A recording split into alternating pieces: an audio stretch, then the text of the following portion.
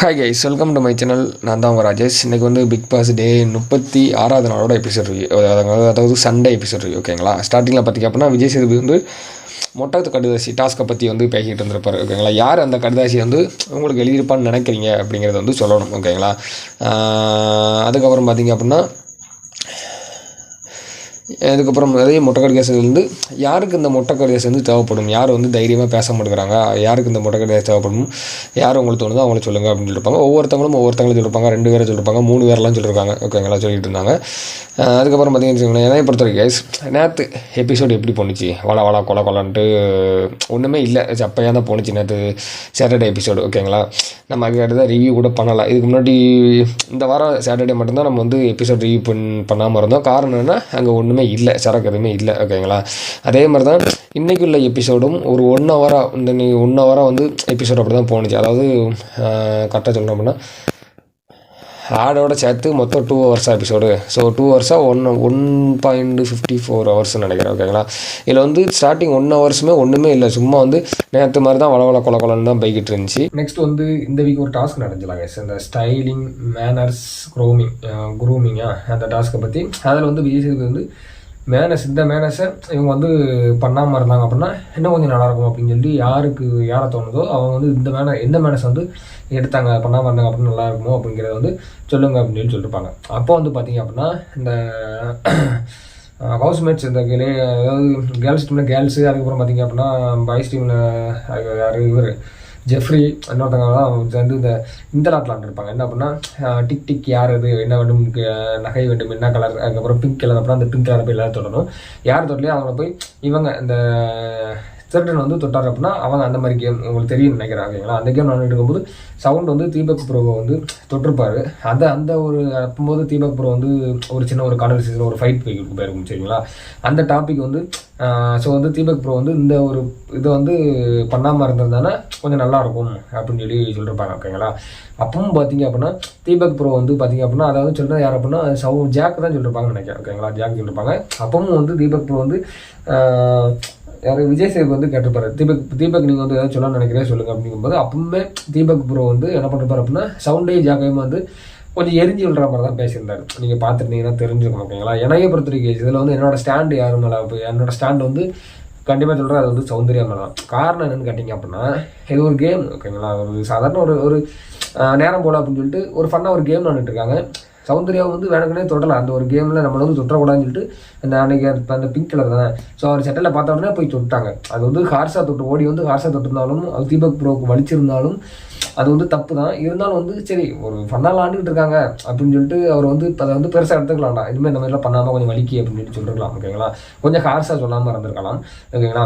அவர் அப்படி சொல்ல போய் அந்த கேமே வந்து கட்டிச்சு. பார்த்தீங்களா? அது எப்படி இருக்கும்? அது வந்து கொஞ்சம் ஒரு மாதிரி எனக்கு அந்த டயத்தில் தோணுச்சு. ஏன்னா வந்து நானும் வந்து சின்ன இதில் கேம் நடக்கும், நிறையா பசங்களாம் கேம் நடும்போது ஒரு சில பேர் இந்த மாதிரி பண்ணாச்சுக்கோங்க, நமக்கு அந்த கேம் விளாட மூடே வந்து அப்படியே ஸ்பாயில் ஆகிடும். அந்த கேமே அப்படியே வந்து நமக்கு மட்டும் ஸ்பாயில் ஆகாது, அந்த கேம் விளாட எல்லாத்துக்குமே வந்து ஐயோ என்னடா அப்படியாச்சு அப்படின்னு சொல்லிட்டு அந்த கேமே அப்படியே ஸ்கிப் பண்ணுறோம், அந்த கேமே ஆட மாட்டோம். ஸோ அதனால் வந்து தீபக் ப்ரோ வந்து ஏன்னா அவர் வந்து கொஞ்சம் எப்படி சொல்ல ரஞ்சித் சாருக்கு அடுத்து ஏஜில் இருக்கவர் அவர் நினைக்கிறேன்.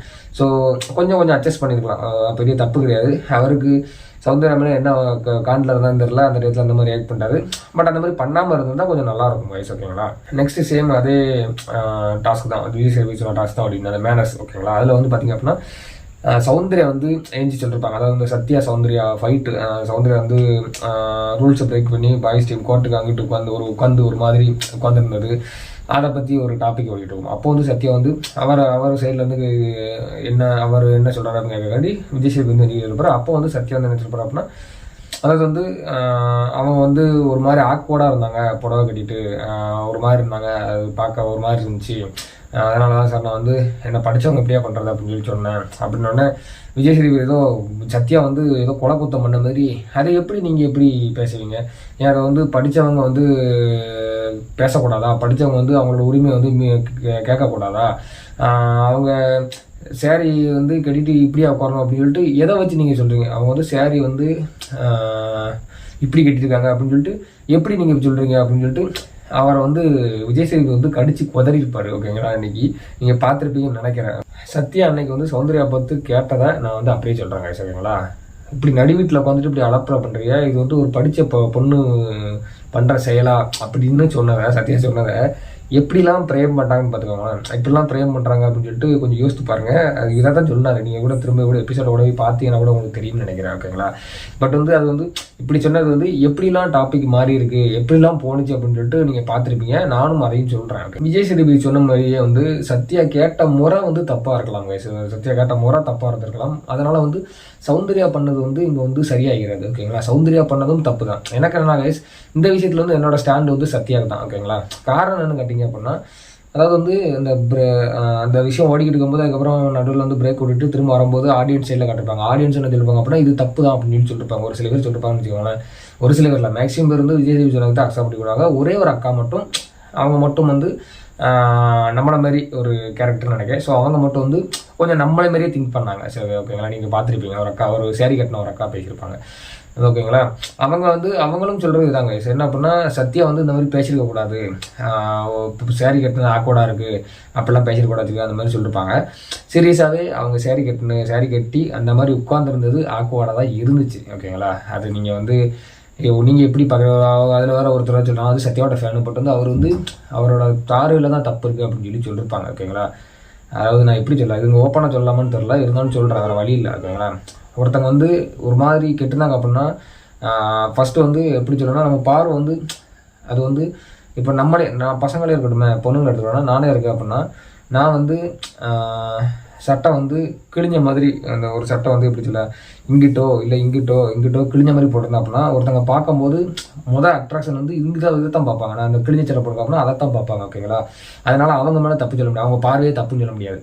ஒரு சில பேர் அதையே பார்த்துக்கிட்டு இருப்பாங்க, அப்போது அவங்களோட பார்வை வந்து அது தப்பாக இருக்கலாம். ஓகேங்களா? ஒரு சிலர் பார்த்தீங்கன்னா அது கிழிஞ்சதை பார்த்துட்டு இருக்கும்போது சரி கிழிஞ்சிச்சு அப்படின்னு சொல்லிட்டு ஒருத்தர் பார்ப்பாங்க, அதுக்கப்புறம் அதை கடுக்கட அதை பார்க்க மாட்டாங்க. ஓகேங்களா? அதனால் வந்து அதே மாதிரி தான் வந்து சத்யாவும் அந்த இடத்துல வந்து அவங்க உட்காந்துருந்தாங்க. சத்யா நிற்காரு அப்படிம்போது அவங்க சேரீ கட்டிட்டு அப்படி உட்காந்துருக்காங்க, அவர் நிற்காரு. அப்போனா எப்படி உங்களுக்கே தெரியும், புரியும்னு நினைக்கிறேன். ஓகேங்களா? அது வந்து அவருக்கு வந்து ஆக்வர்டாக இருந்துச்சு. ஓகேங்களா? ஆக்வர்டாக இருந்தால் தான் அவர் வந்து அதனால தான் கூட மட்டும் கோவப்பட்டார், ஹைப்பராகி வெளில போனார். அப்போது இன்னொருத்தங்க அந்த ஆடியன்ஸில் ஒரு அக்கா சொல்லியிருப்பாங்க, அவர் வந்து அப்படி ஆக்வர்டாக இருந்த தப்பு, அப்படி சேரீ கட்டி அப்படி உட்காந்து தப்புன்னு சொன்னவர் அங்கேயே திருத்திருக்கலாம்ல அப்படின்னு சொல்லி கேட்டிருப்பாரு. ஸோ வந்து இவங்க நினைக்கிற மாதிரிலாம் சத்யாவோட இருக்க முடியுமா கேட்டிங்கன்னா கண்டிப்பாக கிடையாது தானே. ஓகேங்களா? இப்போ வந்து நான் நினைக்கிற மாதிரி இவங்களால இருக்க முடியுமா? இருக்க முடியாது. இப்போ நம்ம வந்து என்ன கேட்கணும்னு நினைக்கிறோமோ அதை தான் விஜய் சேதுபதி கேட்கணும் அப்படின்னு சொல்லிட்டு நம்மளால சொல்ல முடியுமா? சொல்ல முடியாது. அவருக்கு என்ன தோணுதோ அதை தான் அவர் கேட்க முடியும், நமக்கு என்ன தோணுதோ அதை தான் நம்ம பேச முடியும்.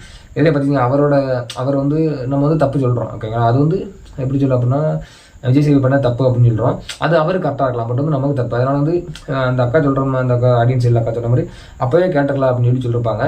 கேட்காததுக்கு 1000 காரணம் இருக்கும். என்ன அப்படின்னா சத்யா வந்து அப்படி அவங்கள பார்த்த உடனே ஆனோடனே கோவத்தில் வெளியில் போயிருப்பாங்க. அந்த டயத்தில் வந்து இவங்களை வந்து இப்படி சொல்லணும், சரி பண்ணி உட்காரக்கணும் அப்படின்னு சொல்லிட்டு அவங்களுக்கு வந்து தோன்றிருக்காது, டக்குன்னு உடனே வந்து தோன்றிருக்காது. ஓகேங்களா? அதனால் மேபி கூட என்ன சொல்கிறோம் அப்படின்னா, அவர் வந்து அந்த டயத்தில் வந்து சொல்ல முடியாத சுச்சுவேஷன் வந்து உருவாகி அவர் வந்து டக்குன்னு வெளில போயிட்டார். திரும்பியும் எப்படி சொல்ல வயசு அவங்களுக்கு, திரும்பியும் இந்த மாதிரி உட்காரதாமா அப்படின்னு சொல்லி திரும்பியும் அவங்க பார்க்கும்போது அவர் ஆல்ரெடி அதை பார்த்து அந்த சௌந்தர்யா வந்து ஆக்வர்டாக பார்த்த உடனே கோவமாகி தான் வெளியில் போனார். ஓகேங்களா?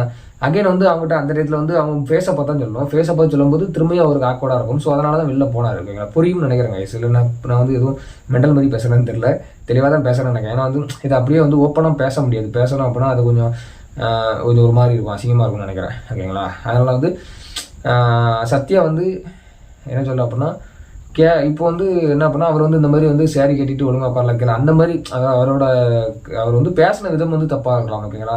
எனக்கு பொறுத்த வரைக்கும் வந்து விஜய் சேதுபதி வந்து சௌந்தர்யாவும் வந்து கேட்டிருக்கணும். ஓகேங்களா? விஜய் சேதுபதி வந்து சத்யா எப்படி கேட்டிருந்தாரோ அதே மாதிரி வந்து சௌந்தர்யாவும் வந்து கேட்டிருக்கணும். கொஞ்சம் பார்த்துருந்து கண்டினமா அப்படி இப்படின்னு சொல்லிட்டு ஏதாச்சும் ஒன்று வந்து கேட்டிருக்கலாம், பட் வந்து கேட்கலாம். ஓகேங்களா? அதான் என்னோட ஒரு மன வருத்தம்.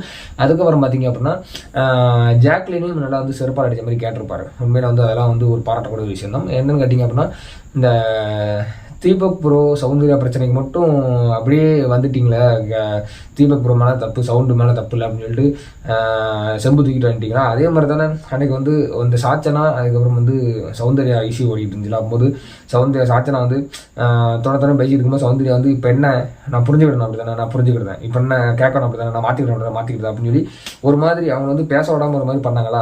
அந்த டயத்தில் பக்கத்தில் தான் பிடிச்சி வச்ச பிள்ளையார் மாதிரி ஜாக்லின் இருந்தாங்க. ஸோ அதைத்தான் வந்து விஜய் சேதுபதி வந்து கேட்டிருப்பாரு.